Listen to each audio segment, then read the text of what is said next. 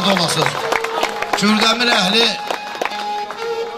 o bir dənə telefonda kimsə bir söz yaymışdı, deyir Kürdəmir istizad belə-belə. O indi gələ çağırmaq lazımdır, o kimdir, otursun burada Kürdəmirin havasına baxsın.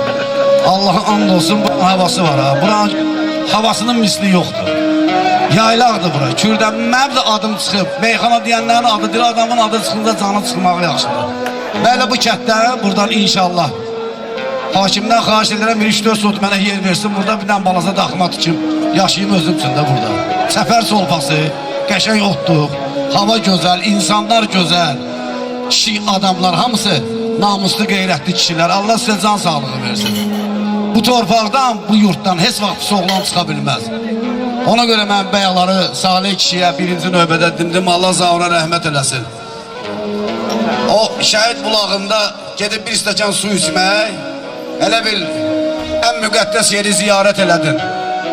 Buradan Məkkəyə gedib şeytana daş atmaq lazımdır. Azərbaycanda çox da ol şeytanlar, onlara daş atmaq lazımdır. Allah hamımıza uzun ömür, can sağlığı versin.